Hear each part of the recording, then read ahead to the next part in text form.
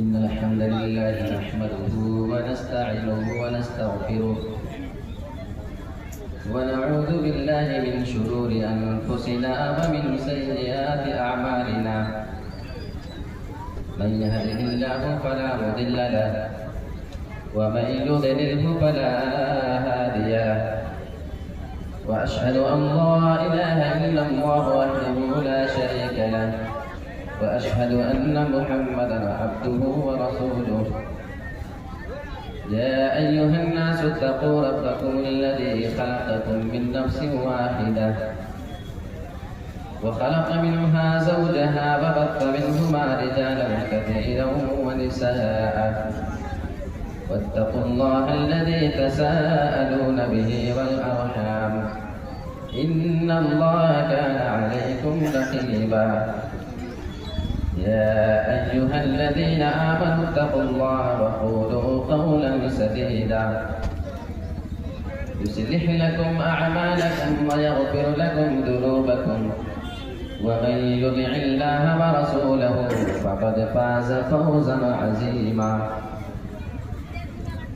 أما بعد فإن خير الحديث كتاب الله وخير الهدي هدي محمد صلى الله عليه وسلم وشر الأمور محدثاتها وكل محدثة بدعة وكل بدعة ضلالة وكل ضلالة في النار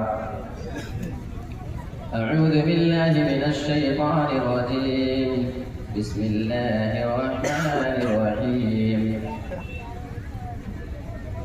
قال رب فأنظرني إلى يوم يبعثون قال فإنك من المنزلين إلى يوم الوقت المعلوم قال رب بما أغويتني لأزينن لهم في الأرض ولأغوينهم أجمعين إلا عبادك منهم المخلصين رب اشرح لي صدري ويسر لي أمري واحلل عقدة من لساني يفقهوا قولي اللهم رب زدني علما آمين. اسٹیج پر تشریف فرما باوقار علماء کرام، بزرگان دین، نوجوان ساتھی، عزیز بچوں، پردہ نشین، خواتین اسلام، پیاری ماؤں اور بہنوں،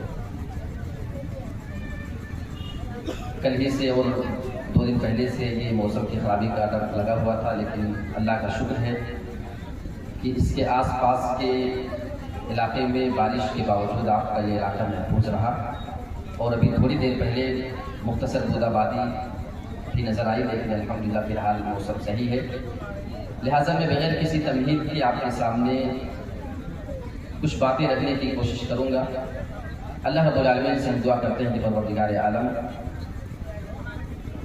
جن بھی علماء کرام نے قرآن اور حدیث کی روشنی میں باتیں رکھی ہیں، اللہ رب العالمین ہم تمام لوگوں کو اس پر عمل کرنے کی پوری توفیق عطا فرمائے. آمین. آج میں آپ کے سامنے ایک بہت ہی اہم موضوع کے اوپر بات کرنے کی کوشش کروں گا. میں نوجوان لڑکوں اور لڑکیوں کے بارے میں کچھ باتیں آپ کے سامنے کروں گا کہ ان کے بگڑنے کی وجہ کیا ہے.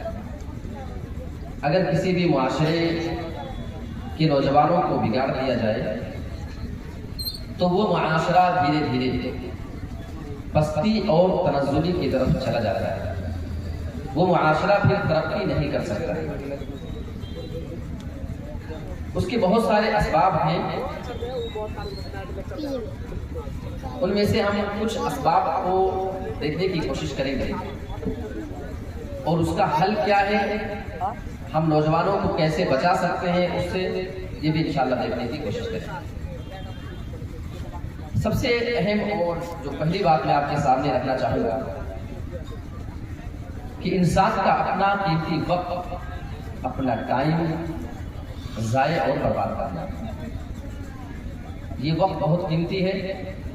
انسان کو جو وقت دیا گیا ہے اس وقت کو انسان کیسے استعمال کرے اور ہر آدمی اپنی زندگی کو بامقصد بنائے، اس کام کی ہر آدمی کو کوشش کرنی ہے۔ اللہ رب العالمین نے قرآن مجید کے اندر باقاعدہ انسان کی زندگی کا مقصد بتایا ہے، وَمَا خَلَقْتُ الْجِنَّ وَالْإِنسَ إِلَّا لِيَعْبُدُونِ۔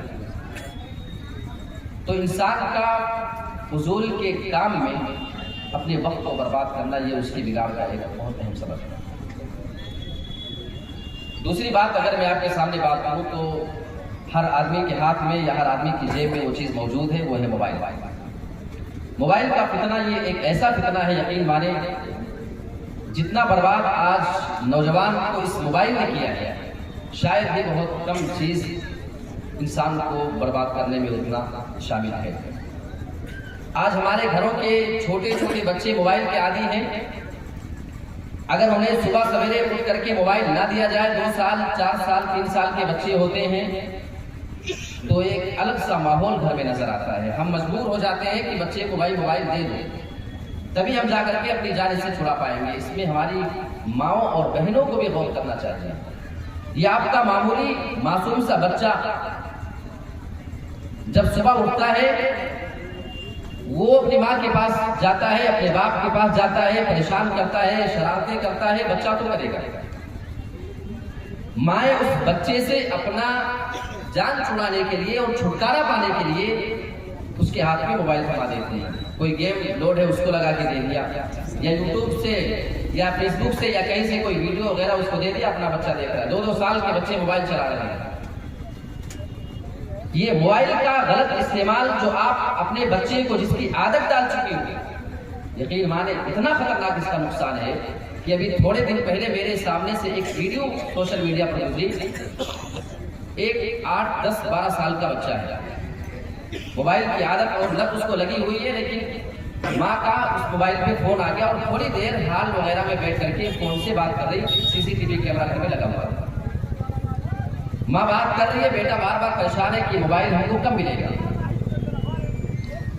بات لمبی ہوتی جا رہی ہے، بچے کا صبر جو ہے نا یہ لبریز ہو چکا، صبر نہیں کر پا رہا، کب موبائل ملے گی، بہت تاخیر ہو رہی ہے۔ گھر میں جاتا ہے، کرکٹ کھیلنے کا ایک بیٹ رکھا ہوا تھا، وہ بیٹ لاتا ہے اور اپنی ماں سے موبائل چھیننے کے لیے مانگ رہا ہے، دے تو نہیں دے، پیچھے سے اتنا زور سے اس کے سر پہ وہ بلہ مارتا ہے بیٹ کہ ماں اس کی ٹائم پہ بے ہوش ہو کر زمین پہ گری۔ بیٹے نے جلدی سے جا کے موبائل اٹھایا، بیٹ پہ جا کے بیٹھا اور پھر سے اس کو جو دیکھنا تھا، جو کرنا تھا، گیم کھیلنا تھا، جو بھی کرنا تھا، بچہ اپنا مشغول ہو گیا۔ اس کی پیاری ماں اس کے سامنے تڑپ رہی ہے اور بے ہوش پڑی ہے، لیکن اس بچے کو اس کی فکر نہیں، زیادہ اس کو موبائل کی فکر ہے۔ سوال یہ پیدا ہوتا ہے کہ بچوں کو یہاں تک پہنچایا کس نے؟ آپ کو لگتا ہے کہ آپ کے بچے کے لیے موبائل زیادہ نقصان دہ نہیں ہے؟ تو میں آپ کو بتانا چاہتا ہوں، آپ کا یہ بچہ ابھی جو موبائل میں گیم بیٹھ کے کھیل رہا ہے، آج انسان مسجدوں میں بھی موبائل کا غلط استعمال کر رہا ہے، انسان دینی محفل میں بھی بیٹھ کر کے موبائل کا غلط استعمال کر رہا ہے۔ اور حد تو جب ہو گئی، ہمارے سامنے سوشل میڈیا پر ایک ویڈیو وائرل ہوتی ہوئی نظر آتی ہے، ایک بیچارہ حج یا عمرہ کرنے کے لیے ایک آدمی گیا ہوا ہے، حجر اسود کے سامنے بیٹھا ہے، وہ مبارک جگہ جس کو دیکھنے کے لیے ہمارے یہاں کی پوری زندگی ترس رہی ہے۔ ایک آدمی اس کے پاس ہمیشہ جانا چاہتا ہے، ہر آدمی کی یہ خواہش ہوتی ہے کہ ایک بار اس کی زندگی بغیر اس کو دیکھے کبھی اس کی موت نہ آئے۔ ایک مرتبہ انسان اس کو دیکھنے کی بھی حسرت کرتا ہے۔ یہ تو خوش نصیب آدمی تھا، حجر اسود کی تھوڑی دوری پہ بیٹھا ہوا آدمی، لیکن میں آپ کو بتاؤں کہ موبائل کا فتنہ اس آدمی کو وہاں پہ بھی گناہ سے بچنے نہ دیا۔ حجر اسود کی تھوڑی سی دوری پہ بیٹھا ہوا آدمی اور ایک دوسرا آدمی اس کی ویڈیو پیچھے سے بنا رہا تھا، وہ آدمی اپنے جیب سے موبائل فون نکال کر کے اس میں لوڈو کا گیم کھیلنا شروع کر دیتا ہے۔ میرے پیارے ساتھیوں، انسان کی عادت اتنی زیادہ خطرناک ہوتی ہے کہ اس کو چاہے پھر حرم ہو، چاہے پھر وہ حجر اسود کے سامنے کیوں نہ ہو، اس کو اس گناہ سے وہ بچنے نہیں دیتا ہے۔ 4-5 حاجی ٹیم بنا کر بیٹھے، حرم کا معاملہ ہے، وہاں پہ بیچارے وہ احرام بھی باندھے، 4-5 دوست وہاں پہ بیٹھ کر کے تاش کے پتے نکال کر کے وہاں پہ تاش کھیل کر کے اپنا ٹائم پاس کر رہے ہیں۔ میرے پیارے ساتھیوں، یہ آپ کے پاس جو معمولی عادتیں دنیا میں ہوا کرتی ہیں، اس کا نقصان اتنا زیادہ خطرناک ہو سکتا ہے کہ آپ سے پھر حرم میں بھی وہ گناہ نہ چھوٹیں گے۔ آپ خانہ کعبہ میں بیٹھے ہوں گے، آپ حجر اسود کے سامنے ہوں گے، لیکن آپ اس گناہ کو کر گزریں گے۔ اور تیسری اہم چیز انسان کو بگاڑنے میں ایک اہم چیز جو اس کی زندگی میں ہے، وہ یہ کہ انسان اپنے آپ کو بہت ہی زیادہ فری رکھا ہوا ہے۔ ہر آدمی کو اپنے آپ کو اتنا زیادہ بزی کر لینا چاہیے، اتنا زیادہ مشغول کر لینا چاہیے کہ آپ کے پاس فالتو کام کے لیے وقت ہی نہ بچے۔ اچھا، اب اس میں 2 قسم کی چیزیں ہم آپ کے سامنے بیان کریں گے۔ ایک تو یہ ہے کہ نوجوان اگر خود وہ بڑے ہیں تو اپنے آپ کو یا تو کسی دینی کام میں جوڑ لے یا کسی دنیاوی کام میں جو کھیل کود کی چیزیں ہیں اس میں اپنے آپ کو جوڑیں، پھر نماز روزے سے اور دینی کاموں سے اپنے آپ کو جوڑ کر کے رکھیں۔ فالتو کام کے لیے ان کے پاس وقت نہ بچے۔ ایک کام تو انسان یہ کر سکتا ہے، لیکن اگر آپ کا بچہ چھوٹا ہے تو ہمارے گھر کے ماں باپ کی ذمہ داری یہ بنتی ہے، گارجین حضرات کی یہ ذمہ داری بنتی ہے کہ بچے کو یا تو دنیاوی کھیل کود میں آپ اس کو لگا دیں، بچہ کھیلے تھکے کھیلتا رہے، جب اس کے پاس کسی چیز کا وقت نہیں ہوگا ایک ٹائم آئے گا تھک ہار کر کے بچہ آئے گا اور جلدی سے سو جائے گا۔ اور آپ اس کو دینی کام میں جوڑ کر کے رکھیں، بچے کو آپ کلمہ سکھائیں، بچے کو آپ سونے کی دعا سکھائیں، اٹھنے کی دعا، جاگنے کی دعا اور قضائے حاجت کی دعا، لیٹرنس میں جانے اور آنے کی دعائیں، یہ ہر چیز سکھانے کی بندے کو، یہ بچے کو جو ذمہ داری بنتی ہے یہ ماں باپ کی ذمہ داری ہے۔ اچھا، اگر انسان اپنے آپ کو فری رکھے گا، اگر اپنے آپ کو زیادہ بزی نہ رکھا تو اس کا نقصان کیا ہوگا؟ شیطان اس کے پاس آتا ہے، دین کے معاملے میں اس کے ذہن میں شکوک و شبہات ڈالتا ہے، اللہ کے بارے میں، کبھی رسول کے بارے میں، الگ الگ طریقے کی انسان کے ذہن میں وہ باتیں ڈالنے والا شیطان ہوا کرتا ہے۔ اور ابلیس نے اس کا وعدہ تو اللہ رب العالمین سے اسی ٹائم پہ لے لیا تھا جب اللہ رب العالمین اس کو جنت سے نکالا۔ قال رب فانظرنی الی یوم یبعثون۔ ابلیس اللہ رب العالمین سے کہہ رہا ہے، اے میرے رب تو مجھے قیامت تک کے لیے مہلت دے دے۔ قال فإنک من المنظرین۔ جب ابلیس نے اللہ سے مہلت مانگی تو اللہ رب العالمین جواب دیتا ہے، جا میں نے تجھے مہلت دے دیا، تو مجھ سے قیامت تک کے لیے مہلت مانگتا ہے، الی یوم الوقت المعلوم، جا میں تجھے قیامت تک کے لیے مہلت دے رہا ہوں، جا میں نے تجھے مہلت دے دیا، رخصت دے دیا۔ اب ابلیس کی بات سنو، وہ اپنے رب کے سامنے کتنی جرأت بھرے انداز میں باتیں کر رہا ہے۔ قال رب بما اغویتنی۔ ابلیس اللہ کے سامنے یہ باتیں کر رہا ہے، اے میرے رب تو نے مجھے گمراہ کر دیا ہے، تو نے مجھے راہ درگاہ کر دیا ہے، میں جو جہنمی بناؤں، میں جو جہنم میں ہمیشہ کا جانے کا مستحق بن رہا ہوں، میں جو جنت سے نکالا جا رہا ہوں اس کا ذمہ دار تو ہے۔ اغویتنی، اے میرے رب تو نے مجھے گمراہ کر دیا ہے۔ اللہ کے لیے اتنی خطرناک باتیں کرنے والا یہ ابلیس ہے میرے پیارے ساتھیوں، اور آج ہم اسے ابلیس اور اس کے چیلوں کی باتوں میں لگے ہوئے ہیں۔ کیا ہمارے رب کو اس بات سے بھی ناراضگی نہیں ہوتی ہوگی؟ ہمیں گالی دینے والا، ہمارے اوپر اتنا بڑا الزام لگانے والا، آج تم اس کی باتیں مان رہے ہو، سوچو ہمارا رب ہم سے کتنا ناراض ہے۔ آگے اس کا وعدہ تو دیکھو، لَأُزَيِّنَنَّ لَهُمْ فِي الْأَرْضِ، جب میں زمین کے اندر جاؤں گا میں تیرے بندوں کے لیے گناہوں کو مزین کر دوں گا، میں ان کے سامنے دنیا میں جانے کے بعد گناہوں کو بنا سوار کر کے پیش کر دوں گا، گناہوں کی ڈیزائننگ کر کے ان کے سامنے پیش کروں گا۔ اچھا، یہ مزین کرنا، ڈیزائننگ کرنا کیا ہوتا ہے ذرا اس کو سمجھ نہیں آتا۔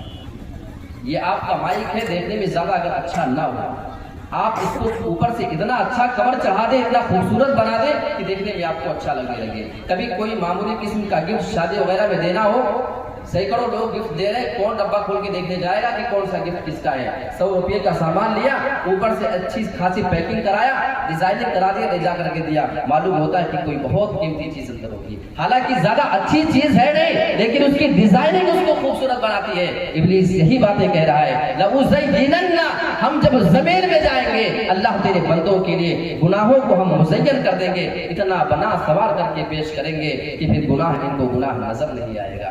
آج موبائل میں کس کس طریقے سے سٹہ بازی کی جاتی ہے، آج ڈریم 11 مائی سرکل، ان تمام ایپوں پہ کس طریقے سے انسان، ارے جاہلوں کی بات کو چھوڑو، علماء حضرات بھی اس میں شامل ہے بھائی، علماء بھی اس میں جو ہے سٹے بازیاں کر رہے ہیں۔ میں بعض علماء سو کی بات کر رہا ہوں جو اللہ اور اس کے رسول کی نافرمانی کر رہے ہیں، اس معاملے میں کان کھول کر کے سنیں، سود حرام ہے۔ السلام علیکم ورحمۃ اللہ۔ میرے بھائیوں، ہوٹلوں میں کھانا بچا ہوا ہے، 100 کی جگہ 80 کر دیا گیا ہے۔ جن حضرات کو کھانا ہے وہ جا کے ہوٹلوں میں کھا سکتے ہیں، 100 کی جگہ 80 کر دیا ہے۔ تو ہے تو گناہ، لیکن آج ہمیں گناہ نظر نہیں آتا ہے۔ LIC بیمہ کرانا اور فکس اماؤنٹ جمع کرنا، اس میں بڑھوتری ہوتی رہے، سود بڑھتا رہے، اس معاملے میں آج کتنے دھڑلے کے ساتھ مسلمان شریک ہو رہے ہیں اور اس میں شامل ہو رہے ہیں، لیکن ان کو کوئی حرج محسوس نہیں ہو رہا ہے۔ آج شراب الگ الگ ناموں سے الگ الگ شکلوں میں بیچی جا رہی ہے، لوگ پی رہے ہیں، لیکن اس کو گناہ تصور نہیں کر رہے ہیں۔ ابلیس نے کہا تھا لَأُزَيِّنَنَّ لَهُمْ فِي الْأَرْضِ، اور ایک گناہ بتاؤں، ہر گھر کی جوان لڑکی ہے، کبھی وہ اپنے خالہ زاد لڑکوں کے ساتھ بیٹھ کر کے بائک پہ گھوم رہی ہے، کبھی ماموں زاد، کبھی چاچا زاد، کبھی پھوپھی زاد لڑکے کے ساتھ بیٹھ کر کے وہ اپنے ان کے ساتھ بائکوں پہ گھوم رہی ہے، مارکیٹنگ کر رہی ہے۔ اگر ہماری گھر کی یہی بہن بیٹی کسی اجنبی لڑکے کے ساتھ چلی جائے تو ہم اس کو بہت ہی حیرانی کی نظر سے دیکھیں گے، کتنا گرا ہوا گھرانہ ہے، کتنا زیادہ بے عزت گھرانہ کی دوسرے نوجوان لڑکوں کے ساتھ اس کو بھیج رہے ہیں۔ میرے پیارے ساتھیوں، کان کھول کر کے سنیں، اگر اس اجنبی لڑکے کے ساتھ جانا آپ کی بیٹی کے لیے حرام ہے تو اسی طریقے سے آپ کی لڑکی کا خالہ زاد لڑکا، ماموں زاد لڑکا، یہ جتنے بھی قزل والے رشتے ہیں، پھر ان کے ساتھ ان کے بائکوں پہ گھومنا بھی حرام ہے، ان کے ساتھ جانے کی شریعت ہماری اجازت نہیں دیتا ہے۔ لیکن یہ چیز آج ہم کو بری لگتی ہے، نہیں لگتی ہے۔ اچھا، اپنی بہنوں کو بگاڑنے میں کبھی کبھی نوجوان بیچارے کردار ادا کرتے ہیں، وہ کیسے؟ آپ کے گاؤں کا کوئی لڑکا ہے، وہ چلا گیا ممبئی، دلی، گجرات، کلکتہ کمانے کے لیے، اس کی بہن کو قریبی مارکیٹ میں کہیں جا کر کے شاپنگ کرنا ہے، گھر پہ بائک ہے لیکن لے کر جانے والا کوئی بندہ موجود نہیں ہے۔ اب ہوتا کیا ہے، بھائی وہاں سے کال کرے گا اپنے نوجوان دوست، اس کی بہن کی عمر کا وہ لڑکا ہے، اس کو کال کرے گا گھر پہ جاؤ، بائک پہ اٹھاؤ، میری بہن کو شاپنگ کرا کے گھر پہ لے کے آؤ۔ یہ حالات ہم مسلمان گھرانوں میں دیکھ رہے ہیں۔ لَأُزَيِّنَنَّ لَهُمْ فِي الْأَرْضِ، جس لڑکی کا اس کے ساتھ اٹھنا، اس کے سامنے آنا، اس کے سامنے بے پردہ ہونا حرام تھا، اس کی بائک پہ آج بٹھانے والے ہم خود ہیں۔ میرے پیارے ساتھیوں، وجہ یہ ہے کہ ابلیس نے ہمارے لیے گناہوں کو مزین کر دیا۔ وَلَأُغْوِيَنَّهُمْ أَجْمَعِينَ، اور ہم ان تمام لوگوں کو گمراہ کر دیں گے جب زمین کے اندر جائیں گے۔ إِلَّا عِبَادَكَ مِنْهُمُ الْمُخْلَصِينَ، مگر جو تیرے خالص بندے ہوں گے، جو تیرے پیور بندے ہوں گے، جو تیرے اچھے بندے ہوں گے، ان کو میں گمراہ نہیں کر سکتا ہوں۔ تو یہ نمبر تین چیزیں میں نے آپ کے سامنے بیان کی۔ اور چوتھی چیز یہ بہت اہم ہے نوجوانوں کے لیے، چاہے وہ پھر لڑکے ہوں اور چاہے پھر وہ لڑکی اپنے آپ کو، اس میں بھی وہ شامل مانا ہے، غلط دوستوں کا انتخاب۔ اور اگر لڑکی ہے تو ان کے لیے غلط سہیلی کا انتخاب کرنا، غلط دوستوں کے ساتھ رہنا، یہ بہت بڑا کردار ادا کرتا ہے انسان کے بگڑنے کے لیے۔ اور اس کی دلیل میں آپ کو حدیث کے حوالے سے دیتا ہوں، ابو داؤد کے الفاظ، اللہ کے نبی جناب محمد رسول اللہ ارشاد فرماتے ہیں، الرجل على دين خليله فلينظر احدكم من يخالل، آدمی اپنے دوست کے دین پہ قائم ہوتا ہے، یعنی اس کا دوست جیسا جیسا عمل کرتا ہے ویسا عمل وہ آدمی بھی کرنے کی کوشش کیا کرتا ہے۔ فَلْيَنْظُرْ أَحَدُكُمْ مَنْ يُخَالِلْ، لہٰذا اگر تمہیں کسی سے بھی دوستی کرنا ہو، کسی آدمی کو تمہیں اپنا دوست بنانا ہو، کسی کو اپنا یار بنانا ہو، تو اس آدمی کے بارے میں اچھی طریقے سے غور کر لینا چاہیے، یہ دین میں کیسا ہے، یہ دنیاوی معاملات میں کیسا ہے، اخلاق و کردار میں کیسا ہے، یہ بات چیت میں کیسا ہے۔ میرے پیارے ساتھیوں، ہمیں اس کے اوپر غور و فکر کرنے کے بعد اسے دوستی کرنا چاہیے۔ غلط دوستوں کا نقصان کتنا خطرناک ہے، صحیح بخاری صحیح مسلم کے الفاظ ہمیں بتاتے ہیں، اللہ کے نبی کے پیارے چچا ابو طالب کا معاملہ میں آپ کے سامنے رکھتا ہوں. یہ وہ چچا ہیں جو اللہ کے نبی جناب محمد رسول اللہ سے بہت ہی زیادہ محبت کیا کرتے تھے. جب تک وہ زندہ تھے مکہ کے دشمنوں کو یہ ہمت نہیں ہوا کرتی تھی کہ محمد رسول اللہ کو تکلیف آ کر کے پہنچا سکے. کوئی معاملہ ہوا ابو طالب اپنے بھتیجوں کو آپ سمجھا دیجیے. لیکن ابو طالب جب تک زندہ تھے کافروں کو کھل کر کے مخالفت کرنے کی ہمت نہیں ہو رہی تھی میرے پیارے ساتھیوں. لیکن یہ پیارا چچا ایمان کی دولت سے محروم ہے, ایمان کی لذت سے محروم ہے, انتقال کا ٹائم قریب ہے.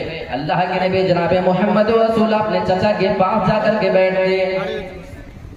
آپ انہیں کلمے کی تلقین کر رہے ہیں. یا عمی, اے میرے پیارے چچا, لا الہ الا اللہ, آپ اپنی زبان سے لا الہ الا اللہ پڑھ دیجئے. کلمتن اشہد لک بہا عند اللہ, یہ ایک کلمہ آپ اپنی زبان سے اگر ادا کر دیتے ہیں تو میں اللہ رب العالمین کے یہاں آپ کے لیے سفارش کر لوں گا, آپ کے لیے گواہی دے دوں گا میں. یہ وہ نبی ہے جس کی دعوت سے بڑے بڑے کافر, بڑے بڑے سخت دل لوگ, بڑے بڑے جانی دشمن آپ کی باتوں کو سننے کے بعد آپ کی باتیں مان لیا کرتے تھے. آپ کی باتوں میں اللہ رب العالمین نے ایسی تاثیر دے کے رکھی تھی, آپ کے تمام لہجے میں, آپ کے انداز میں اللہ رب العالمین نے کشش رکھی تھی. اور یہ ڈر مکہ کے کافروں کو بھی تھا. اسی وجہ سے زمانے اسلام کے شروعات میں جب لوگ دور دور سے حج عمرے کے لیے آیا کرتے تھے, جب حج کے لیے لوگ آیا کرتے تھے تو مکہ کے کافر باقاعدہ یہ پلاننگ کیا کرتے تھے کہ سارے کے سارے لوگ تمام آنے والے حاجیوں کے پاس جائیں گے اور ہم بتائیں گے دیکھو ایک محمد نام کا آدمی ہے, تم اس کی بات کو نہیں سننا, وہ جو بات تمہیں بتائے گا اس کی بات نہیں سننا. کیونکہ لوگ یہ ڈرا کرتے تھے اگر کوئی محمد رسول اللہ کا پیغام سن لے گا, ان کی زبان سے اگر وہ دعوت اسلام سن لے گا تو اس کو اسلام لانے کا زیادہ چانس ہوتا ہے. لوگ جا جا کر کے بتاتے تھے کہ دیکھو اسلام نہیں لانا, ایک آدمی محمد نام کا ہے. میرے پیارے ساتھیوں, یہ وہ نبی ہیں جن کے بارے میں اللہ رب العالمین قرآن میں بیان کرتا ہے وَدَاعِيًا إِلَى اللَّهِ, اے میرے نبی ہم نے تو آپ کو اللہ رب العالمین کی طرف دعوت دینے والا بنا کر کے بھیجا ہے. آپ اللہ رب العالمین کی طرف دعوت دینے والے بنا کر کے بھیجے گئے. یہ سارا معاملہ ٹھیک ہے.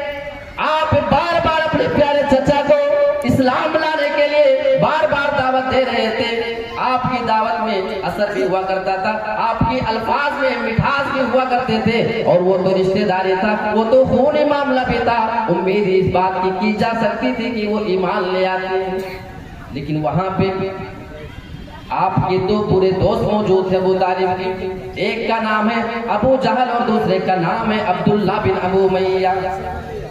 جب اللہ کے نبی ان کو اسلام کی تبلیغ کر رہے تھے, ان کے دو بڑے دوست ان کے پاس بیٹھے ہیں, بار بار یہ غیرت دلائے جا رہے تھے اے ابو طالب کیا آپ اپنے بھتیجے کی کہنے کی وجہ سے اسلام کو قبول کر لیں گے, کیا آپ اپنے باپ دادا کے دین کو چھوڑنے کے لیے تیار ہو جائیں گے. میرے پیارے ساتھیوں, یہاں اللہ کے نبی کافی درد بھرے انداز سے ان کو اسلام کی دعوت دیے جا رہے تھے, اور دو برے دوست ان کو اپنی جانب بلا رہے تھے اے ابو طالب خبردار تم اسلام نہیں لانا, اسلام قبول نہیں کر لینا, اپنے باپ دادا کے دین کو نہ چھوڑنا. میرے پیارے ساتھیوں, صحیح بخاری مسلم کے الفاظ بتاتے ہیں اللہ کے نبی جناب محمد رسول اللہ کی دعوت و تبلیغ پھیکی پڑ جاتی ہے, اور دو برے دوستوں کی بات غالب آ جایا کرتی ہے, اور انتقال کے ٹائم پہ ان کی زبان سے یہ جملہ نکلتا ہے میں اپنے باپ دادا کے دین پہ مرتا ہوں, میں محمد کے دین کو قبول نہیں کرتا ہوں. یہ معاملہ ہے بھائی, برے دوستوں کا نقصان اتنا زیادہ خطرناک ہے. کتنی چیزیں ہو گئی. 4 5ویں نمبر پہ موسم تھوڑا سا بگڑ رہا ہے, لیکن شاید بارش نہیں ہے, تھوڑے سے چھینٹے آپ حضرات میں تھوڑا حوصلہ رکھیں. اللہ رب العالمین بھی ہم کو آزما رہا ہے. اب انشاءاللہ آپ کا پروگرام لگ بھگ ختم ہے, تھوڑی دیر آپ اور ساتھ دے دیں, انشاءاللہ کامیابی کے ساتھ اس کو جو ہے ختم کریں. 5ویں چیز میں بہت اہم چیز میں کرنے جا رہا ہوں, اور جتنے بھی نوجوان ہیں وہ کان کھول کر کے آج اس آنکڑے کو سننے میں آپ کے سامنے جو رکھا جائے گا. نشہ آور چیزوں کا استعمال. پان ہے، گٹکا ہے، بیڑی، سگریٹ، تمباکو، یہ تمام چیزیں جو انسان کی صحت کے لیے بھی نقصان دہ ہے اور انسان کے پیسے کا ضیاع بھی ہے. انسان کے پیسے کبھی اس میں اسراف ہوتا ہے، کس طریقے سے انسان اس میں اپنے پیسے کو ضائع اور برباد کرتا ہے. میں بس قرآن حدیث کی روشنی میں نہیں، صرف ایک آنکڑا آپ کے سامنے رکھنا چاہتا ہوں. ایک نوجوان اگر نشہ آور چیز کا استعمال کرتا ہے، پان، سگریٹ، گٹی، تمام چیزیں وہ ملا کر کے اگر کم سے کم روزانہ 50 روپے کا کھائے پیے، کم سے کم کتنے کا؟ 50 روپیہ کم سے کم. آپ اس کو حساب نکالیں ذرا، ایک بار سنجیدگی سے آپ ذرا غور کریں نوجوانوں. آپ یہ آنکڑا نکالیں کہ ایک مہینے میں آپ کتنے روپے کا کھا جائیں گے. جب روزانہ سے 50 روپیہ کھاتے ہیں تو ایک مہینے میں آپ 1500 کا کھائیں گے. ایک مہینے میں 1500 روپے کا. ایسے آپ کھاتے جاؤ 12 مہینے تک، یعنی ایک سال تک.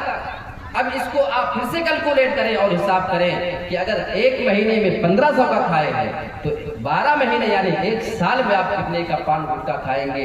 تو آپ جوڑیں گے تو 18,000 بنے گا. جبکہ روزانہ صرف 50 روپیہ ہے. کتنا ہے بھائی؟ ایک دن میں صرف 50 ہے، لیکن ایک سال میں کتنا بنا بھائی؟ 18,000. اب ایک سال کھا کے تو بند نہیں کر دیتے نا. اگر آپ ایسے 5 سال کھاتے رہے، 5 سال میں آپ 90,000 روپے کا پان گٹکا سگریٹ کھا اور پی کر کے اڑا دیں گے. کتنے کا؟ 90,000. اپنا اکاؤنٹ چیک کرو. 9,000 بھی اکاؤنٹ میں شاید نہ ہو. لیکن آپ نے 5 سال میں 90,000 کا پان گٹکا سگریٹ بیڑی یہ نشہ آور چیز پی کھا کر کے اڑایا ہے. یہ آنکڑا کب ہے؟ جب روزانہ صرف 50 روپیہ ہو. 1 روپیہ بھی آگے نہ بڑھے. اگر آگے بڑھ گیا تو حساب بڑھ جائے گا. اب کچھ لوگ تو ہے نا کھاتے رہتے ہیں پوری زندگی، تو 10 سال میں آپ کتنا کھا لیں گے؟ آپ 90 سے اس کو پھر گڑا کر لیں، 1,80,000 روپیہ. کتنا؟ 1,80,000 روپیہ 10 سال میں. یہ آنکڑا کب ہے؟ جب روزانہ صرف 50 روپے کا کھاتے ہوں. میرے پیارے ساتھیوں، یہ وہ پیسہ ہے جس کو کمانے کے لیے اللہ کی قسم آپ نے اپنے ماں باپ کو چھوڑا ہے. آپ کے ماں باپ بوڑھے ہیں، وہ نہیں چاہتے کہ میرا لخت جگر مجھ سے دور جائے، لیکن یہ پیسہ کمانے کے لیے آپ نے اپنے ماں باپ کو چھوڑا ہے. آپ نے شہروں کا رخ کیا ہے، آپ نے معصوم سے بچوں کو چھوڑا ہے. جب آپ شہر چلے جاتے ہیں، آپ کے بچے سوئے ہیں، ان کی آنکھ کھلتی ہے، وہ ابو ابو کہہ کر کے گھر میں پکارتے ہیں. اس راستے کو بار بار دیکھتے ہیں جس سے آپ آیا اور جایا کرتے تھے. آپ کو کیسے گوارا ہوتا ہے کہ آپ جن بچوں کو چھوڑ کر کے یہ پیسہ کمانے جاتے ہیں، آپ اپنے اس پیسے کو اس طریقے سے ضائع اور برباد کیسے کر سکتے ہیں؟ یہ وہ پیسہ ہے جس کو کمانے کے لیے آپ نے اپنے مالک، اپنے ذمہ دار کا جو جس کے تحت آپ کام کیا کرتے ہیں، وہ آپ کو گالیاں بھی دیا ہوا ہے، وہ آپ کو مارتا بھی ہے. کبھی آپ کے ہاتھ پیر میں زخم آئے ہیں، کبھی آپ کا سر پھوٹا ہے، کبھی آپ سیڑھیوں سے گرے ہوں گے، کبھی آپ کی باڈی زخمی ہوئی ہوگی. میرے پیارے ساتھیوں،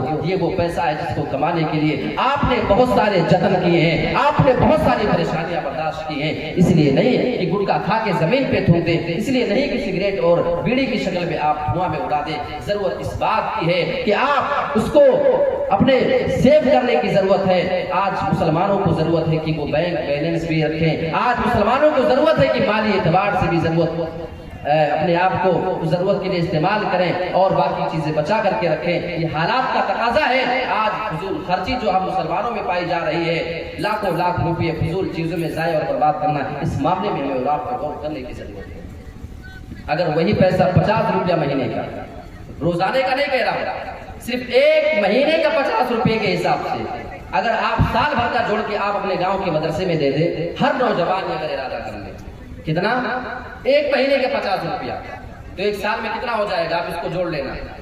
اگر آپ ہر سال اپنے گاؤں کے مدرسے میں اللہ کی قسم یہ تعاون کر دیا کریں، ایک مہینے کے اعتبار سے صرف 50 روپیہ جوڑ کر کے، آپ دیکھنا آپ کے گاؤں کا مدرسہ خوشحال ہوگا. آپ کے گاؤں میں پڑھانے والے مدرسین کی تنخواہیں بھی بڑھ جائیں گی. آپ کو رونا نہیں رونا پڑے گا کہ آج کے علماء بیچارے یہ غربت کے شکار ہیں. آج آپ کو رونا نہیں پڑے گا کہ ہمارے یہاں اچھے علماء نہیں ملتے ہیں. میرے پیارے ساتھیوں، جیسے آپ کی ضرورت ہوتی ہے ویسے ہر عالم کی بھی ضرورت ہوا کرتی ہے. یہ مہنگائی کا زمانہ اگر آپ کے لیے ہے تو خدا کی قسم یہ ان علماء کے لیے بھی ہے جو آپ کے گاؤں میں پڑھایا کرتے ہیں، جو آپ کے گاؤں کے ممبروں اور محراب کو سنبھالنے والے یہ ائمہ کرام ہیں، قدر کرو ان کے بھی بچے ہوا کرتے ہیں، ان کے بچوں کے بھی ارمان ہوا کرتے ہیں۔ ضرورت اس بات کی ہے کہ نوجوان اس معاملے میں آگے اٹھیں، اپنے ایکسٹرا خرچے کو نکال کر کے آپ سپورٹ کرنے کی کوشش کریں، تب ہم جا کر کے اپنے گاؤں کے مدرسے کو بھی ترقی تک پہنچا سکتے ہیں۔ آئیے اور آگے بڑھتے ہیں۔ نمبر 6 پہ وقت پر شادی نہ ہونا، یہ بہت بڑا مسئلہ آج کل کا ہے۔ اس میں ہمارے نوجوان لڑکے بھی بگڑ رہے ہیں، لڑکیاں بھی بگڑ رہی ہیں۔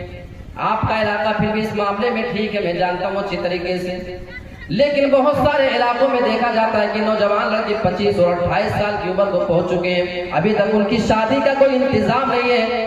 آج بہت ساری لڑکیاں ایسی ہیں جو جوان ہو چکی ہیں، ان کی عمر شادی کو ہو چکی ہے، لیکن ان کی شادی کا کوئی انتظام نہیں ہو پا رہا ہے۔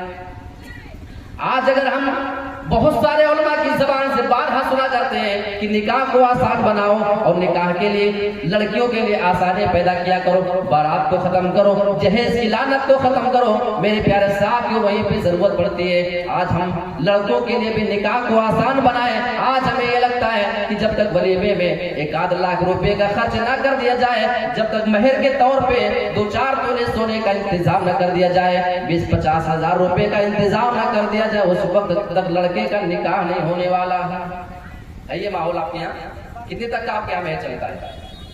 بھئی زیادہ سے زیادہ آپ دے سکتے ہو، کم سے کم بھی دے سکتے ہو، لیکن شریعت مجبور نہیں کرتی ہے، یہ بات آپ یاد رکھیے گا۔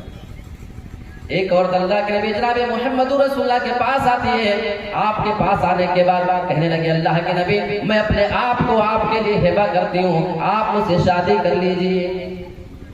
اللہ کے نبی نے اس کو دیکھا، آپ فرماتے ہیں مجھے تم سے نکاح کرنے کی حاجت نہیں ہے، میں تم سے شادی نہیں کر سکتا ہوں۔ اسی محفل میں ایک آدمی موجود ہے، کھڑے ہوتے کہنے لگے اللہ کے نبی اگر آپ ان سے نکاح نہیں کرنا چاہتے ہیں آپ میرا نکاح ان سے کرا دیجئے۔ اللہ کے نبی اس عورت سے کہتے ہیں میں تم سے شادی تو نہیں کر سکتا ہوں، یہ آدمی تم سے نکاح کرنا چاہتا ہے، اگر تمہیں یہ آدمی پسند ہو تو بتاؤ تمہارا نکاح میں اس سے کرا دیتا ہوں۔ کہنے لگے اللہ کے نبی آئی تو آپ ہی کے لیے تھی، لیکن اگر آپ نکاح نہیں کرنا چاہتے ہیں تو کوئی بات نہیں، آپ اس آدمی سے میرا نکاح کرا دیجیے۔ اللہ کے نبی اس آدمی سے سوال کر رہے ہیں اگر نکاح میں عورتوں کے لیے آسانی ہے، ہم اگر لڑکیوں کے لیے نکاح میں آسانی کریں تو آج ہمیں لڑکوں کے بارے میں بھی خبر لینے کی ضرورت ہے۔ بیچارے نوجوان اس وجہ سے ان کی شادیاں نہیں ہو پا رہی ہیں کیونکہ مہر میں دینے کے لیے ان کے پاس زیادہ رقم موجود نہیں ہے، اس وجہ سے ان کے نکاح میں دیری ہوتے چلی جا رہی ہے کیونکہ ان کے پاس ولیمے کے لیے لاکھوں روپے کے خرچے کا انتظام بھی نہیں ہے۔ اللہ کے نبی سوال کرتے ہیں اے نوجوان یہ بتا اگر میں تیرا نکاح اس سے کرا دیتا ہوں تو تیرے پاس مہر میں دینے کے لیے کیا ہے؟ کہنے لگا اللہ کے نبی ایک لنگی میرے پاس موجود ہے، میں وہی اس عورت کو دے سکتا ہوں، وہ بھی آدھی پھاڑ کر کے دوں گا۔ اللہ کے نبی بیان فرماتے ہیں پھر نہ تمہارے کام کی نہ اس کے کام کی بچے گی۔ ایسا کرو اللہ کے نبی کے الفاظ پہ غور کریں، التمس ولو خاتما من الحدید، اے نوجوان اپنے گھر پہ چلے جاؤ اور وہاں پہ تلاش کر کے آنا، اگر تمہیں لوہے کی ایک انگوٹھی مل جائے تم اسی کو لے کر کے چلے آنا، میں اس کو مہر بنا کر کے نکاح کرا دیتا ہوں۔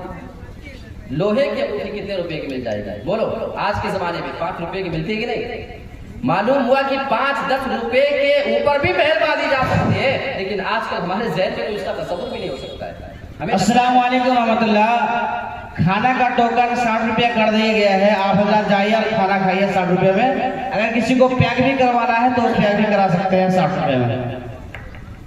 تو آج ہمیں کیا لگتا ہے کہ جب تک مہر میں لمبی چوڑی رقم نہ متعین کی جائے جب تک نوجوان کا نکاح نہیں ہوگا۔ اللہ کے نبی اس کو حکم دیتے ہیں لوہے کی انگوٹھی ملے تو لے کر کے آؤ۔ وہ آدمی اپنے گھر میں جاتا ہے تلاش کرتا ہے، تھوڑی دیر کے بعد مایوس ہو کر کے آتا ہے، اس نوجوان کا چہرہ اترا ہوا تھا۔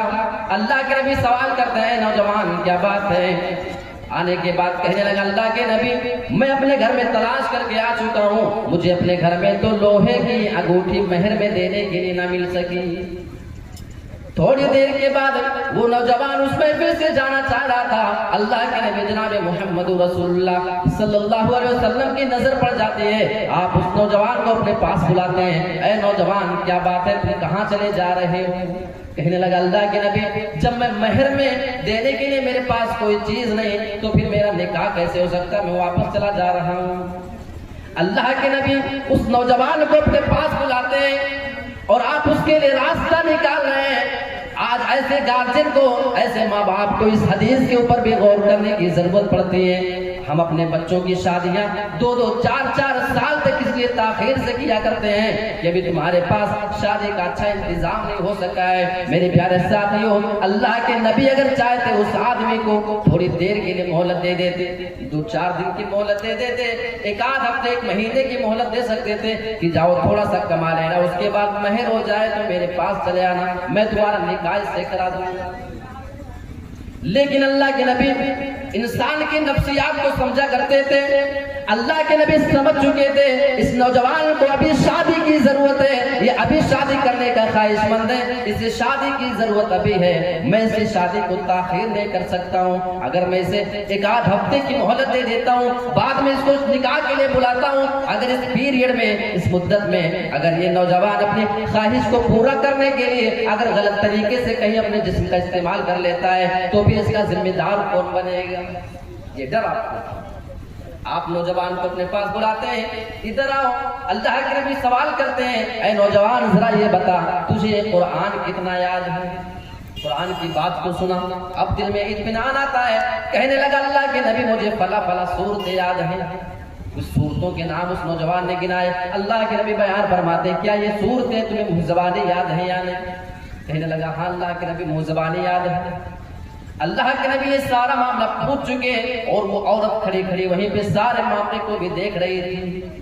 अल्लाह के नबी उस औरत से सवाल करते हैं, ऐ औरत, ऐ मेरी प्यारी बहन, इस आदमी का मामला तू देख चुकी है, अपनी आंखों से देख रही है, इस नौजवान के पास महर में देने के लिए लोहे की अंगूठी तक मौजूद नहीं, ये बड़ा गरीब आदमी है, सारी हालत तू जान चुकी है। अब ये बता, अगर मैं इस आदमी से तेरा निकाह करा देता हूँ और कुरान की उन सूरतों को महर बना देता हूँ जो इसको नौजवान को मुहज़्ज़बानी याद है, और ये निकाह के बाद तुझे वो सूरतें मुहज़्ज़बानी याद करा दे, तो क्या इस निकाह को तू कबूल करती है या नहीं? कहने लगी, अल्लाह के नबी, जिस निकाह में कुरान की सूरतें महर बन जाए उससे ज्यादा बाबरकत और पाकीज़ा निकाह फिर किसका हो सकता है?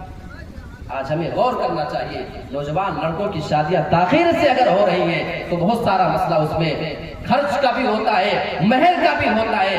पता ये चला कि अगर नौजवान शादी करने की ताकत रखता है, हाँ 2 शर्तें अल्लाह के नबी ने जरूर बताई हैं। सही मुस्लिम और किताबुल निकाह का चैप्टर हमें बताता है, या माशर शबाबी मन इस्तताअ मिनकुमुल बाअत फल्यतज़व्वज, ऐ नौजवानों की जमात, तुम में से जो शादी करने की ताकत रखता हो तो उसे शादी कर लेना चाहिए। यहाँ अल्लाह के नबी लफ्ज़ बाआ का जिक्र कर रहे हैं, और लफ्ज़ बाआ में 2 चीजें आती हैं। एक तो इंसान जिस्मानी तौर पे इतना ताकतवर हो कि अपनी बीवी का हक अदा कर सकता हो, और दूसरा इंसान इतना कमा लेता हो कि अपनी बीवी का पेट पाल सके, उसको 2 वक्त खाने खिलाने की ताकत रखता हो। फल्यतज़व्वज, किसी तीसरी चीज की जरूरत नहीं पड़ती, उस आदमी को शादी कर लेना चाहिए। अच्छा, इससे फायदा क्या होगा? 2 फायदा अल्लाह के नबी बयान फरमा रहे, फ़इन्नहु अग़द्दु लिलबसरी व अहसनु लिलफ़र्ज, ऐसा करने से इंसान की नजर की भी हिफाजत होती है और इंसान की शर्मगाह की भी हिफाजत हो जाया करती है। अगर नौजवान चाहते हैं कि वो अपनी जिंदगी को खुशगवार बनाए तो वक्त पे उनको निकाह कर लेना चाहिए। ये अल्लाह के नबी सल्लल्लाहु अलैहि वसल्लम की तालीम। नौजवानों के बिगड़ने की एक और बड़ी वजह, 6 चीजें हो गई, 7वीं चीज शर्मगाह का गलत इस्तेमाल। कितने नौजवान हैं जो धड़ल्ले के साथ अपनी शर्मगाह का गलत इस्तेमाल कर रहे हैं। ऐसे नौजवानों को अल्लाह के नबी सल्लल्लाहु अलैहि वसल्लम की इस हदीस से नसीहत हासिल करना चाहिए। हदीस है मुस्नद अहमद की। एक आदमी अल्लाह के नबी के पास आता है, आने के बाद कहने लगा, अल्लाह के नबी مجھے زنا کرنے کی خواہش ہو رہی ہے، میں زنا کرنا چاہتا ہوں، اذن لی بالزنا، اللہ کے نبی آپ مجھے زنا کرنے کی اجازت دے دیجئے، میں کسی عورت سے زنا کرنا چاہتا ہوں۔ صحابہ اس آدمی بے پل پڑے، اس کو ڈانٹا پھٹکارا، کیسی بات ہے اللہ کے نبی کے سامنے کر رہے ہو؟ اللہ کے نبی اس نوجوان کو اپنے پاس بلاتے ہیں، آپ اس سے سوال کرتے ہیں، اے نوجوان میرے پاس آؤ، کیا بات ہے؟ نوجوان آنے کے بعد کہنے لگا، اے اللہ کے نبی مجھے زنا کرنے کی خواہش ہو رہی ہے، آپ مجھے زنا کرنے کی اجازت دے دیجیے۔ اب اللہ کے نبی، ٹھیک ہے میں تمہیں زنا کی اجازت بعد میں دوں گا، پہلے تم میرے کچھ سوالوں کا جواب دے کر کے چلے جاؤ۔ اللہ کے نبی اس آدمی سے سوال کر رہے ہیں، اور یہ سوال ہر نوجوان سے پوچھا جائے گا، ہر نوجوان اس بات کو، اس ذمہ داری کو محسوس کرے۔ اللہ کے نبی سوال کرتے ہیں، اتحبہ لامک، اے نوجوان میں تجھے اگر کسی عورت کے ساتھ زنا کرنے کی اجازت دے دوں، پہلے یہ بتا کہ کیا کوئی آدمی اگر تیری ماں کے ساتھ زنا کرے تو کیا یہ بات تمہیں پسند آئے گی؟ کہنے لگا اللہ کے نبی بالکل نہیں، کوئی میری ماں کے ساتھ زنا کرے گی مجھے پسند نہیں۔ اتحبہ لابنتک، اگر کوئی تمہاری بیٹی کے ساتھ زنا کرے کیا یہ بات تمہیں پسند آئے گی؟ کہنے لگا اللہ کے نبی بالکل نہیں۔ اتحبہ لاختک، تیری بہن کے ساتھ کوئی زنا کرے کیا یہ بات تجھے پسند آئے گی؟ کہنے لگا اللہ کے نبی بالکل نہیں۔ آپ سوال بڑھاتے جا رہے ہیں، اتحبہ لعمتک، اگر کوئی تمہاری پھوپھی کے ساتھ زنا کرے کیا یہ بات پھر تمہیں پسند آئے گی؟ کہنے لگا اللہ کہ نبی نہیں۔ آخری سوال سنیں، اتحبہ لخالتک، اگر کوئی تمہاری خالہ کے ساتھ زنا کرے کیا یہ بات تمہیں پھر پسند آئے گی؟ نوجوان جواب دیتا ہے، لا واللہ، اے اللہ کے نبی بالکل نہیں، اللہ کی قسم مجھے یہ بات پسند نہیں ہے کہ کوئی میری ماں، بہن، بیٹی، کسی پھوپھی کے ساتھ، میری خالہ کے ساتھ کوئی زنا کرے، مجھے یہ بات بالکل پسند نہ آئے۔ اللہ کے نبی جواب دیتے ہیں، اگر میں تمہیں زنا کی اجازت دے دیتا ہوں اور تم کسی بھی عورت کے ساتھ، کسی بھی لڑکی کے ساتھ اگر زنا کرو گے، تم جس کے ساتھ زنا کرو گے وہ بھی کسی کی رشتہ دار ہوگی، کسی کی ماں، کسی کی بہن بیٹی، کسی کی پھوپھی، کسی کی خالہ ہو سکتی ہے، پھر اس آدمی کو یہ بات پسند کیسے آئے گی؟ فوضع يده علیہ، اللہ کے نبی جناب محمد رسول اللہ صلی اللہ علیہ وسلم نے اپنے ہاتھ مبارک کو اس آدمی کے سینے پہ رکھا اور آپ اس کے لیے دعا کرتے ہیں، اللہم اغفر ذنبا، اے اللہ تو اس آدمی کے گناہ کو معاف فرما دے۔ اگر اس نوجوان نے اس سے پہلے کبھی کوئی کام غلط کر لیا تو اس کے گناہ کو تو معاف کر دینا۔ وحسن فرجہ، اور اس کے شرمگاہ کی تو حفاظت کر لے، وطہر قلبہ، اور اللہ رب العالمین تو اس آدمی کے دل کو پاک اور صاف کر دے، اس آدمی کے دل میں کبھی یہ غلط خیال نہ آئے۔ حدیث کے الفاظ ہے کہ اس کے بعد وہ نوجوان دوبارہ کبھی پلٹ کر کے اسلام کی طرف نہیں گیا۔ اب سوال یہ پیدا ہوتا ہے کہ آج کا یہ نوجوان جو دوسروں کے ساتھ زنا کر رہا ہے، زنا یہ ایک راستہ ہے جس راستے سے آپ چل کر کے جائیں گے، یہ راستہ آپ کے گھر پہ بھی تو آ سکتا ہے۔ میرے پیارے ساتھیوں، آج کا نوجوان جواب دیتا ہے، نہیں، ہمیں اپنی بہن پہ بھروسہ ہے، ہمیں اپنی بیٹی پہ بھروسہ ہے، وہ ایسا نہیں کر سکتی ہے۔ سوال یہ پیدا ہوتا ہے، اگر آپ کو اپنے اوپر بھروسہ نہیں، اگر آپ اپنے آپ کو اس سے بچا نہیں سکتے ہو تو آپ پھر اپنی بہن بیٹی کے بارے میں یہ گارنٹی کیسے دے سکتے ہو؟ پہلے اپنے آپ کو بچاؤ، اس کے بعد اپنے گھر کی عزت کے بارے میں آپ کو بھی فکر کرنے کا حق حاصل ہے۔ میرے پیارے ساتھیوں، آج نوجوانوں کو غور کرنا چاہیے کس طریقے سے لوگوں کی عزتیں لوگ نیلام کر رہے ہیں۔ اپنے گھر کی عزت کی بات آتی ہے تو ہمیں اپنی عزت بہت پیاری لگتی ہے، لیکن غیر کی عزت سے کھیلنا ہمارے لیے بہت آسان لگتا ہے۔ اچھا، بگاڑ کے اسباب کی اگر بات کریں تو ہماری بہنوں کے لیے خاص پیغام، یہ بے حیائی کا جو دور ہے، لڑکے اور لڑکوں کا ایک ساتھ ایک جگہ تعلیم حاصل کرنا، ان کے ساتھ اٹھنا اور بیٹھنا، بے حیائی کے ساتھ نکلنا، ایک ٹیبل پر، ایک بنچ پر بیٹھ کر کے علم حاصل کرنا، یہ بہت بڑا معاملہ ہے۔ آپ کے یہاں کا معاملہ تو میں نہیں جانتا ہوں، ایک مرتبہ مجھے بنگال میں مالدہ میں ایک نکاح میں شرکت کرنے کا موقع ملا، اور نکاح کے بعد یہ ہوا کہ کھانا کھا کے جانا ہے، تو ایسے انتظام تھا، اور ٹینٹ وغیرہ لگا ہوا تھا، تو ہمیں لگا کہ کھانے کا انتظام کچھ الگ سے ہوگا کہیں پہ مردوں کا۔ تو جب نزدیک گئے تو معلوم ہوا کہ ایک ہی ساتھ عورتیں بھی اندر گھس رہی ہیں اور مرد بھی گھس رہے ہیں. بہرحال ہم کو دور لے جا کے کہیں بٹھائے, وہاں اندر نہیں لے گئے. لیکن وہی ایک ہی بینچ, ایک ٹیبل پہ کچھ جگہ عورتیں بیٹھی ہیں اور کچھ جگہ مرد حضرات بیٹھے ہوئے ہیں. ہم شہروں کے بارے میں تو بہت باتیں کرتے ہیں کہ وہ ایکسٹرا ماڈرن زمانہ ہے, وہاں پہ بگڑے ہوئے لوگ ہیں, وہاں پہ حیائی ہے, بے پردگی ہے. لیکن حقیقت یہ ہے کہ صورتحال اگر ہم میدانی سطح پہ دیکھیں تو ہمارے گاؤں, ہمارے دیہات بھی اس سے محفوظ نہیں ہے. میرے پیارے ساتھیوں, ہماری ماں اور بہنوں کو بھی اس میں غور کرنا چاہیے. اللہ کے نبی کی وہ حدیث ہمیں یاد آتی ہے, ایما امرأة اذا استعطرت فمرت بالمجلس فهي كذا وكذا. اگر کوئی عورت کسی بھی چیز کا استعمال کر لے اور اس سے اگر اس عورت کو خوشبو حاصل ہو جائے, کوئی عطر نہ لگائے, پرفیوم نہ لگائے, بلکہ اگر کوئی ایسی چیز کا استعمال کر لیتی ہے جس سے اس کو خوشبو حاصل ہو جائے, فمرت بالمجلس, اگر وہ ایسا کرنے کے بعد مردوں کی محفل سے گزر جائے, صرف نکل جائے, مردوں کی محفل سے گزر جائے, ان کو دیکھے نہیں, بات نہ کرے, ان کی مجلسوں میں بیٹھے نہیں, فَهِيَ كَذَا وَكَذَا, تو وہ عورت پھر ایسی ہے, وہ عورت ایسی ہے, یعنی زانیتن, یعنی وہ عورت پھر زانیہ ہے. اللہ کے نبی کی نظر میں وہ عورت پھر بد چلن ہے, بد کردار ہے, وہ عورت پھر زانیہ ہے. میرے پیارے ساتھیوں, آپ ذرا تصور کریں, آج ہماری ماں بہن بیٹیوں کا معاملہ دیکھیں کس طریقے سے آج سماج میں بگاڑ پیدا ہو رہا ہے. بہت ساری عورتوں نے مہاراشٹر کے اندر کئی سالوں پہلے کی باتیں, سینکڑوں لڑکیوں نے عدالت میں یاچکا دائر کر دیا تھا.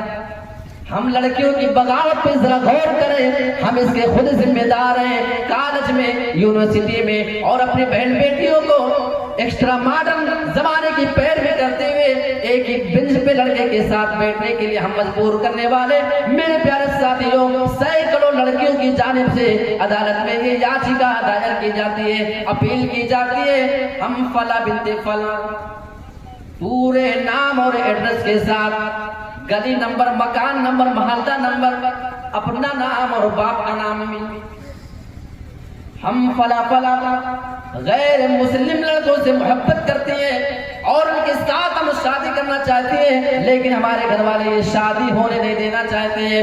میرے پیارے ساتھیوں, یہ یاچکا دائر کی جاتی ہے کہ عدالت اس معاملے میں ہماری رہنمائی کرے, ہماری مدد کرے. آج ہماری نوجوان لڑکیوں کی بغاوت کا عالم یہ ہو چکا ہے. سوال یہ پیدا ہوتا ہے کہ اس کا ذمہ دار کون ہے؟ میرے پیارے ساتھیوں, ظاہر سی بات ہے کہ اس کے ذمہ دار وہ باپ ہیں, وہ مائیں ہیں جو اپنی معصوم سی بچیوں کو لے جا کر کے کالج کا راستہ دکھا رہے ہیں. کالج میں لے جا کر کے ان کو معلوم ہے کہ ایک لڑکا وہاں پہ بیٹھے گا, بغل میں ہماری بچی کو بھی بیٹھ کے تعلیم حاصل کرنا ہے. میرے پیارے ساتھیوں, ہم تعلیم کے مخالف تو نہیں, لیکن ایسی تعلیم کے ضرور مخالف ہیں جس سے ہماری نوجوان لڑکیوں کا بھوش خراب ہوتا ہو, جس سے ان کی آنے والی زندگی خراب ہوتی ہو اور ان کے لیے پھر ارتداد کا راستہ بھی متعین ہو جاتا ہو.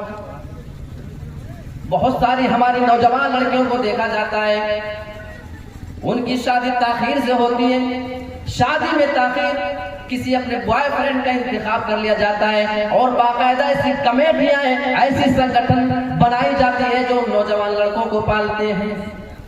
ابھی مہاراشٹر میں ایک دل دہلا دینے والا واقعہ پیش آیا, 4-5 مہینے پہلے کی بات ہے.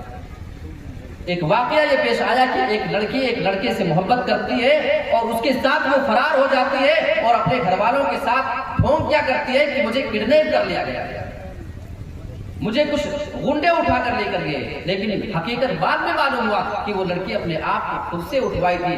پوری اسٹوری اس نے بنایا تھا, پورا ریل اس نے بنایا تھا, اور اس طریقے سے وہ نمازی لڑکی, وہ پابند لڑکی, صوم و صلاۃ کی پابند, قرآن کی تلاوت کرنے والی لڑکی اپنے آپ کو کس طریقے سے اسلام سے دور کر لیتی ہے اور ارتداد کا راستہ اختیار کر لیتی ہے. اس کی جو پیشانی کبھی رب کے سامنے جھکا کرتی تھی, اب وہ کہیں اور جھکا کرتے ہیں. جس زبان سے اس کے قرآن اور حدیث کی باتیں نکلا کرتی تھی, قرآن کی تلاوت کی آواز آیا کرتی تھی, آج اس لڑکی کی زبان سے صدائیں کچھ اور آتی ہوں گی. میرے پیارے ساتھیوں, وہ لڑکی کالج کی پڑھنے والی تھی. اس کے بعد پڑھنے کے بعد کالج میں پڑھا رہی تھی, ایک غیر مسلم لڑکی سے دوستی اس کی تھی, اس کے ساتھ پڑھاتی تھی.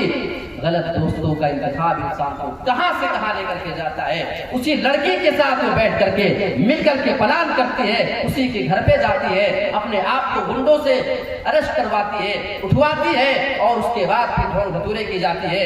اس کے بعد جب CCTV کیمرے کا جب سہارا لیا جاتا ہے تو پوری بات سامنے آئی, حاضر کیا گیا, تو خوشی خوشی لڑکی آتی ہے. لیکن ہاں, جو لڑکی کبھی حجاب میں نکلا کرتی تھی, کبھی اس کے سر سے دوپٹہ نہیں نکلا کرتا تھا جب وہ باہر جایا کرتی تھی, آج وہ لباس الگ پہنے ہیں, اس کے پیشانی پہ اس کے مانگ میں سندور ہے, ہاتھ میں دھاگا بندھا ہوا ہے, اور گلے میں منگل سوتر ہے, اور اپنے اسلام کا جنازہ نکال کر کفر کو خرید کر, وہ دنیاوی زندگی کو خرید کر, اپنی آخرت کو بیچ کر اللہ رب العالمین کے دیے ہوئے ایمان کا سودا کرنے کے بعد وہ اپنے آپ کو کفر میں ڈال رہی ہے. میرے پیارے ساتھیوں, آج ہماری نوجوان لڑکیوں کی بغاوت کے اسباب میں سے ایک سبب یہ ہے کہ ہم اپنی بچیوں کا خیال بچپن سے نہیں کرتے. تو یہ ایک وجہ ہو گئی. اگر ہم اپنی بچیوں کے بارے میں غور کریں, ایک گجرات کا واقعہ میں آپ کو سناؤں. مائیں جو خود بیچاری نمازی ہیں, خود دین کی پابند ہیں, ان کی بچی کسی کالج میں پڑھ رہی ہے. گھر پہ ایک نوجوان لڑکا آتا ہے, اس ماں کے سامنے آ کر کے سوال کرتا ہے کہ آپ کی بیٹی کہاں ہے. اس کی بیٹی بھی 18-20 سال کی عمر کی, لڑکا بھی آس پاس اسی عمر کا. وہ آنے کے بعد اس کے گھر میں دھڑلے سے گھستا ہے, سوال کرتا ہے آپ کی بیٹی سے ملاقات کرنے آیا ہوں, اسکول کا دوست ہوں, کچھ ضروری کام ہے. میرے پیارے ساتھیوں, اس ماں کا یہ کردار تھا کہ اس لڑکے کو ڈانٹ کر کے بھگائے, اپنی بچی کو وہاں پہ بلاتی, یہ تمہارا کیسا دوست ہے, تم اس سے کیا ملنا چاہتی ہو, اور اس کو تم سے تنہائی میں ملنے کی کیا ضرورت ہے. میرے پیارے ساتھیوں, ضرورت اس بات کی تھی, لیکن اللہ کی قسم وہ عورت اپنی بچی کو بلا کر ڈانٹنے کے بجائے, اس کو سمجھانے کے بجائے, اس بیٹے کو حال میں بیٹھی ہوئی اس بیٹی کو رہنمائی کرتی ہے کہ تمہیں اگر میرے بیٹی سے ملاقات کرنا ہے, وہ اندر کے بیڈ روم میں موجود ہے, تم وہاں پہ جا کر کے اس سے ملاقات کر سکتے ہو. نوجوان گیا, تھوڑی دیر کے بعد ملاقات کرنے کے بعد بھی واپس چلا جایا کرتا ہے. آج ہم اپنی زندگی کے بارے میں غور کریں, ہم اپنی نوجوان بیٹیوں کو کہاں سے کہاں لے کر کے چلے جا رہے ہیں. ایک رپورٹ ابھی میں نے پڑھی تھی, پڑوس کے ملک کا معاملہ ہے کہ سوشل میڈیا سے کچھ سالوں میں ایک دوسرے سے تعلق قائم کر کے اپنے جسم کو ہوس کا شکار بنانے والی لڑکیوں کی تعداد کئی سینکڑوں کی تعداد میں, کئی سو کی تعداد میں لڑکیاں بیچاری فیس بک کے ذریعے, انسٹاگرام کے ذریعے, کسی اور ایپ کے ذریعے لڑکوں سے رابطہ کرتی ہے, تعلق کرتی ہے, اور لڑکوں کے محبت کے جھانسے میں آ کر کے اپنے جسم کا جو ہے انہوں نے سودا کیا. باقاعدہ تصویر لڑکوں نے کھینچی, چپکے چپکے کچھ ویڈیو بنا لیا سائڈ سے, اور وہ ویڈیو ان کو پرسنل بھیج دیا. اب اس ویڈیو کو بھیج کر بار بار ان کو بلیک میل کر رہے ہیں کہ اگر آئندہ ہمارے کہنے کے مطابق تم نے عمل نہیں کیا تو ہم جو ہے اس کو سوشل میڈیا پہ وائرل کر دیں گے. اور بہت ساری ایسی سائٹس پڑی ہوئی ہیں جس پہ ایسی ویڈیوز بھی موجود ہیں کہ لڑکوں نے لڑکیوں کو ہوس کا نشانہ بنایا, اور صرف ان کی تصویر لی, ان کی ننگی تصویریں لی, اپنا چہرہ اس میں ڈھانپ دیا, اور اس کو سوشل میڈیا پہ ڈال دیا گیا ہے. میرے پیارے ساتھیوں, یہ ہماری معصوم بہن اور بیٹیاں, آج ان کو بتانے کی ضرورت ہے. آج ہمیں انہیں اسلام کے مطابق ان کی زندگی کو گزارنے کی تعلیم دینے کی ضرورت ہے. ایسے بہنویوں کے بہکاوے میں نہ آئے, وہ ان کا ہمیشہ کے لیے فائدہ نہیں سوچ رہے ہیں, وہ اپنی ہوس کا شکار بنانے کے لیے, اپنی خواہش کو پورا کرنے کے لیے, اور اس کے ذریعے بلیک میل کر کے خود بھی استعمال کر رہے ہیں. اپنے بہت سے دوستوں کے ساتھ بھی اس کو زنا کروا رہے ہیں. بار بار وہی دھمکی دے کے کہ اگر ہمارے کہنے کے مطابق تم نے نہیں کیا تو اس کو ہم سوشل میڈیا پر ڈال دیں گے. میرے پیارے ساتھیوں, یہ چند باتیں میں نے آپ کے سامنے رکھنے کی کوشش کی, اور اللہ کا شکر ہے کہ موسم خراب ہوتے ہوتے بھی رہ گیا, اور حسن و خوبی یہ پروگرام اختتام تک پہنچا ہے. میں آخر میں آپ تمام حضرات سے گزارش کروں گا کہ اس علاقے میں یہ آپ کا جو ادارہ ہے, اس ادارے کو ضرورت ہے آپ احباب کے تعاون کی. ظاہر سی بات ہے کسی بھی ادارے کا کوئی ماں باپ نہیں ہوتا ہے, یہ ادارے ہمارے ہیں, اس میں پڑھنے والے بچے ہمارے ہیں, بچیاں ہماری ہیں. اگر یہاں کی اساتذہ کی تنخواہوں کا معیار اچھا ہوگا, ہم مدرسے کو اگر آگے بڑھائیں گے تو یقین مانے اساتذہ کو بھی کام کرنے میں دلچسپی آئے گی. آپ کے بچے کو دل سے پڑھائیں گے اور آپ کی بچیوں کا مستقبل سنواریں گے. یاد رکھیے گا, کالج میں پڑھانے والا ٹیچر یہ جتنے بھی استاد ہیں یہ انسان کو دنیا کی پہچان کراتے ہیں، لیکن مدرسوں میں پڑھانے والے یہ علماء آپ کے بچوں کو، آپ کی بچیوں کو رب کی پہچان کراتے ہیں، رسول کی پہچان کراتے ہیں، آپ کے دین کی پہچان کراتے ہیں۔ آپ شکر ادا کریں جس علاقے میں آپ ہیں، ابھی آپ کے یہاں معاملہ محفوظ ہے۔ ہم یو پی والوں سے پوچھیں حالات کتنے خراب ہیں، مدرسوں کے اوپر کس طریقے سے لوگوں کی نظر گڑی ہوئی ہے۔ لہٰذا ایک ہو کر کے، یکجٹ ہو کر کے آپ اپنے گاؤں کے مدرسے کو اپنا گھر سمجھ کر کے ہر وہ چیز آپ پوری کرنے کی کوشش کریں جس کا مستحق آپ کے گاؤں کا مدرسہ ہے، اور آپ اس کے لیے یوں تیار رہیں کہ اگر اس کے اوپر آنچ آتی ہے تو گویا کہ ہمارے گھر پہ آنچ آتی ہے۔ ہم گھر کی ضرورت میں تھوڑی سی تاخیر تو کر سکتے ہیں، لیکن یہ اسلام کے قلعے، یہ مدرسے، اللہ کی قسم جس دن یہ مدرسے نہ ہوں گے اس دن قرآن و حدیث کی تعلیم دینے والے لوگ آپ کو نہ ملیں گے، اس دن سے آپ کو اسلام کی باتیں بتانے والے لوگ نہ ملیں گے۔ آپ کے سامنے بڑے بڑے علماء جو نظر آتے ہیں پہلے مکتب پڑھے ہیں، ہر عالم پہلے مکتب پڑھ کر کے نکلا ہے۔ امید کریں کہ آپ کے گاؤں سے بہت سے بچے ہیں، بہت سی بچیاں ہیں جو آنے والے دور میں آپ کے گاؤں کو روشن کرنے والے ہیں۔ اس امید کے ساتھ انشاءاللہ میں آپ سے اپیل کرتا ہوں کہ آپ حضرات بڑھ چڑھ کر کے اس کے تعاون میں حصہ لیں۔ اللہ رب العالمین اس کے تمام ذمہ داران کو، آپ کے تمام دعوانوں کو اجر عظیم عطا فرمائے۔ آمین وآخر دعوانا الحمدللہ رب العالمین۔